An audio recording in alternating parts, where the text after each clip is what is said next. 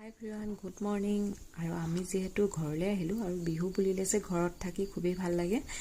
আৰু এতিয়া ৰাতিপুৱা যিহেতু আজি গৰু বিহু, এয়া গৰুৰ কাৰণে চাটৰ বস্তু এনেদৰে কাটি আছে দাদাই। মায়ে মাহ হালধি পিচিবলৈ আৰম্ভ কৰিছে আৰু এইফালে এতিয়া মামায়েক আৰু বেবীয়ে এনেদৰে চাটৰ বস্তু বনাই আছে চাটমাৰিত। আৰু এইফালে মই অকণমান তেল দি দিছোঁ মাহ হালধিখিনিত। আৰু এতিয়া এয়া গৰুৰ পঘা সতি লৈ গৈছোঁ গৰুক নোৱাবৰ কাৰণে। আৰু আমাৰ মিঠুৱেও ফুট দিবলৈ আৰম্ভ কৰিছে, কিন্তু তাই খুবেই ভয় লাগিছে। এইফালে মায়েও গৰু নোৱাই আছে। আৰু এতিয়া এয়া হ'ল গৰুৰ পঘাকেইডালত মাহ হালধি লগাই লৈছে। আৰু এতিয়া দাদাই কি কৰিছে, চাটৰ বস্তু দি আমাৰ মিঠুকে প্ৰথমে মাৰিছে। লাও খা বেঙেনা খা বছৰে বছৰে বাঢ়ি যা, মা সৰু বাপেৰ সৰু তই হবি বৰ বৰ গৰু। আৰু এতিয়া দাদাই পাইপেদি এনেদৰে গৰুকেইটা গা ধুৱাইছে, যিহেতু আমি এনেদৰে ঘৰতেই গা ধুৱাওঁ।